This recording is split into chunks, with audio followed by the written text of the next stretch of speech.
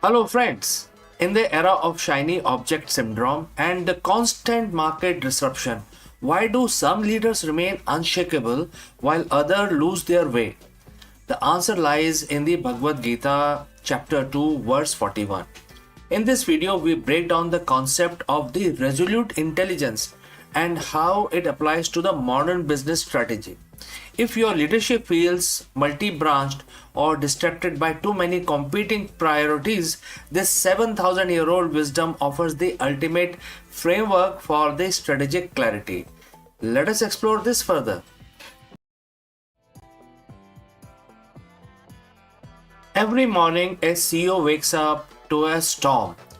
There are emails from investors, Slack pings from product teams, fluctuating market data, and the relentless pressure of the next big thing.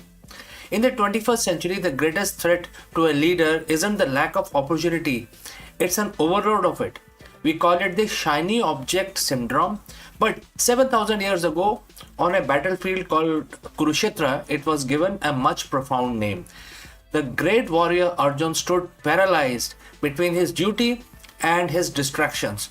To help him, Bhagwan Krishna delivered a piece of advice that serves as an ultimate masterclass in the strategic leadership. The chapter 2, verse 41. And Krishna says, the intelligence of those who are resolute in one pointed, O joy of the Kurus, but the intelligence of the irresolute is many branched and endless. Today we are going to explore why this single verse is the most important strategic framework a modern CEO can possess. Let's break down this Sanskrit because the wisdom is in the precision of the language. The first term is Vyavasayatak Mika Buddhi. Vyavasaya means industry, determination or resolute effort. Buddhi is your intelligence, our intelligence, or even in today's context, we can also call it natural intelligence. When combined, Krishna talked about sacrifice type of mind, the resolute intelligence.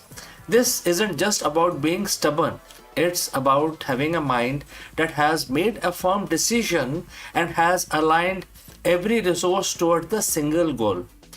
Krishna contrasts this with the Avyavasayanam, the irresolute.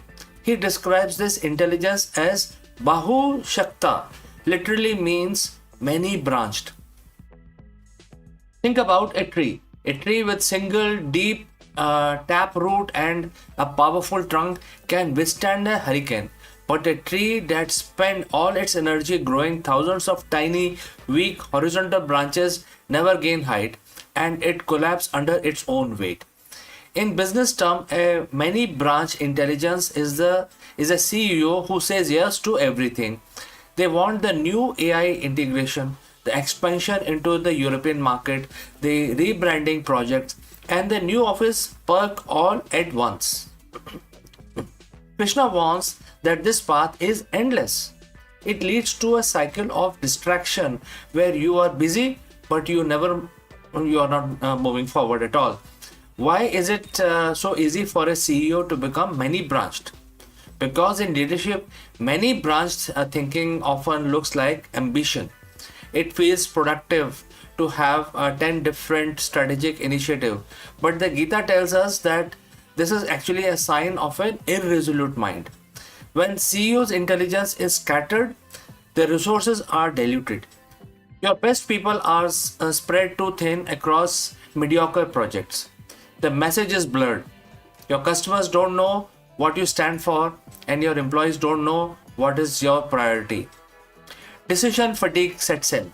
If you don't have a single one pointed vision, every small choice becomes a grueling battle. The many branched CEO is a reactor. They react to the news, they react to competitors, they react to their own anxieties. The resolute CEO, however, is a creator. They have pruned the branches, they have looked at the 100 things they could do and decided on one thing they must do. This is what the Steve Jobs meant when he said, focus is about saying no to 100 other good ideas. Jobs wasn't just quoting management textbook. He was practicing the essence of verse 41. So, how do you move from a many branch mind to one pointed one? It requires three specific shifts in leadership strategy. Step 1, the pruning process.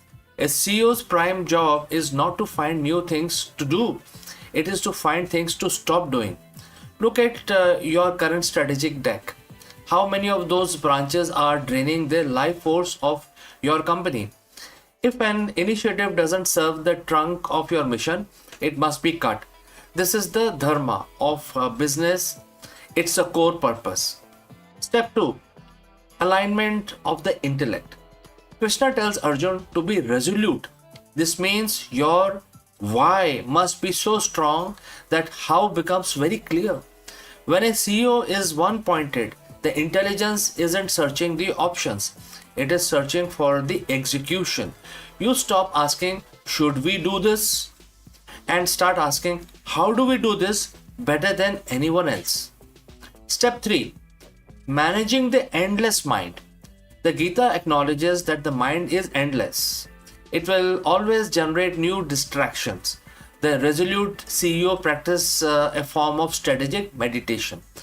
They keep the verse 41 filter on at all times. Is this opportunity a branch that will distract me, or is it a root that will stabilize me? When a leader achieves Vyavasayata Mika Buddhi, the result of transformative, many things happens. Number 1, velocity. When everyone is in the organization knows where only one path, the speed increases. There is no friction caused by conflicting priorities. Attraction. Resolute leaders are magnet for talent. People want to follow someone who knows exactly where they are going. Resilience. When the market crashes, when the war begins, the resolute CEO doesn't panic. Their intelligence is fixed. They don't look at the branches, they look at the goal. In the Gita, this one pointed focus allowed Arjun to finally pick up his bow. It transformed him from a grieving, confused man into a world's greatest warrior. For you, this focus will transform you from a stressed, overworked manager into a visionary leader. So, as we close this lesson, I have a challenge for you. Look at your calendar for next week. Look at your to-do list. How many of those items are branches, distraction that feels like progress but lead nowhere? The wisdom of chapter 2, verse 41 is a call to courage, to take courage to be one pointed. It takes courage to ignore the endless branches of what could be in favor of the resolute path of what must be. Be the resolute CEO, find your one pointed intelligence, and watch as the distraction that once overwhelmed you simply fall away. Thank you for listening, friends. If you found this leadership lesson valuable, please share it with your fellow leaders who might be navigating the branches today. And I will catch you again in the next one.